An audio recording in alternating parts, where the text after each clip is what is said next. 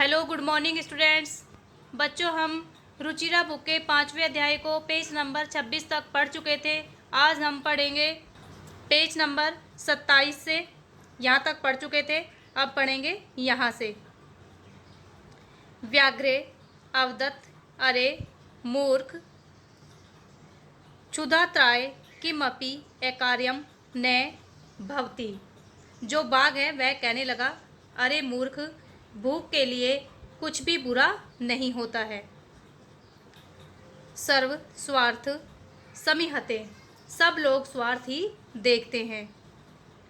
चंचले नदी जलम अप्रशच, नदी के जल से, जो चंचल है वह नदी के जल से पूछता है। नदी जलम अवदत् एवमेव भवति जना मयि स्नानं कुर्वन्ति वस्त्राणि प्रक्षालयन्ति तथा तथा च मल मूत्रादिकं विसर्ज्य निव्रियन्ते। वस्तुते सर्वे स्वार्थ समीहते। नदी के जल ने कहा, ऐसा ही होता है। जो लोग हैं जल में स्नान करते हैं, जो लोग हैं वो क्या करते हैं, जल में स्नान करते हैं, कपड़े धोते हैं तथा मल मूत्र आदि का त्याग करते हैं। त्याग करके क्या करते हैं, लौटते हैं। वास्तव में सब लोग अपना ही भला सोचते हैं। जो चंचल है वह नदी से पूछता है कि नदी से पूछता है तो नदी के जल ने कहा, ऐसा ही होता है कि लोग मेरे जल में क्या करते हैं, स्नान करते हैं, स्नान करते हैं, कपड़े धोते हैं और लास्ट में क्या करते हैं, इधर ही मल मूत्र का त्याग करके लौट जाते हैं। जो सब लोग होते हैं वो क्या होते हैं, स्वार्थ ही, अपना ही भला सोचते हैं, यानी कि वह स्वार्थी होते हैं। चंचले वृक्षम उपगम्य अपृच्छत, चंचल वृक्ष के पास जाकर पूछने लगा। वृक्षे अवदत् मानवाः अस्माकं छायायां विरमन्ति। वृक्ष कहने लगा, मनुष्य मेरी छाया में आराम करते हैं। अस्माकं फलानि खादन्ति पुनः कुठारेः प्रहत्ये अस्मभ्यं सर्वदा कष्टं ददति। मेरे फल खाते हैं, फिर कुल्हाड़ी से क्या करते हैं, प्रहार करके हमें सदा कष्ट देते हैं। यत्र कुत्रापि छेदम कुर्वन्ति सर्व स्वार्थ समीहते। जहाँ कहीं भी काट डालते हैं, जहाँ कहीं भी क्या करते हैं, काट डालते हैं। सब लोग स्वार्थ देखते हैं। जो चंचल है पहले नदी के पास जाकर पूछता है कि सब लोग अपना ही भला क्यों सोचते हैं। फिर वह वृक्ष के पास जाता है और वह वृक्ष से पूछता है तो वृक्ष उनसे कहता है कि हे मनुष्य, मैं सबको छाया देता हूँ, फल देता हूँ और फिर भी लास्ट में मनुष्य क्या करता है, मुझे काट देता है, मुझ पर क्या करता है, कुल्हाड़ी से प्रहार करता है।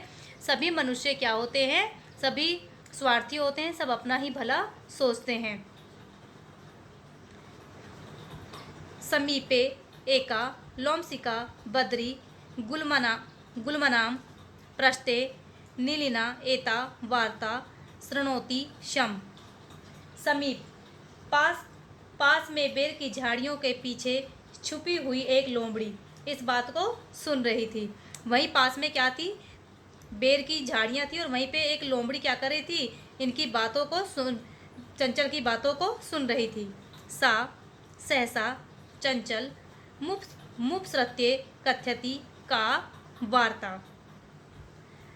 अचानक चंचल के पास जाकर कहने लगी, लोमड़ी अचानक चंचल के पास जाकर कहने लगी, क्या बातचीत है।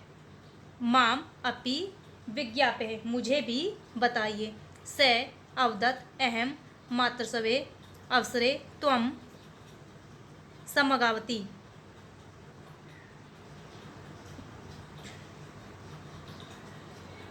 वह कहने लगा, अरे मौसी, समय पर तुम आ गई। वह कहने लगा, अरे मौसी, समय पर तुम आ गई। मया अस्य व्याघ्रस्य प्राणः रक्षिता परम ऐसे मामेव खादितुम इच्छति।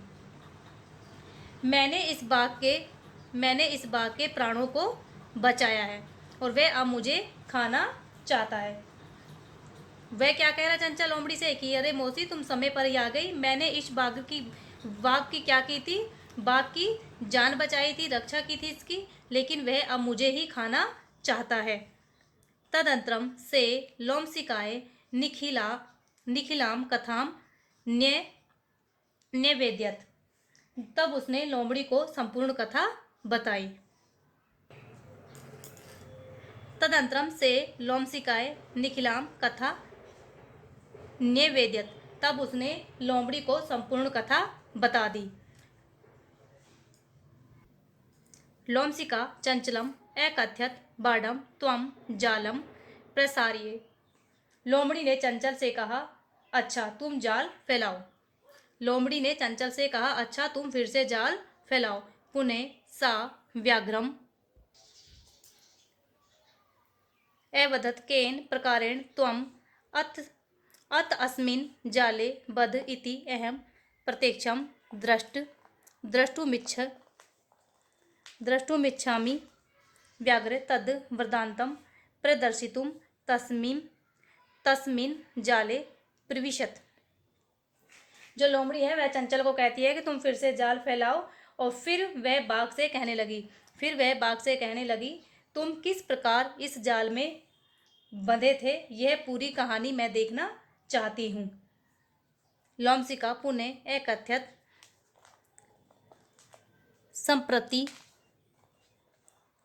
संप्रति पुनः कुर्दनम कृत्वा दृश्ये।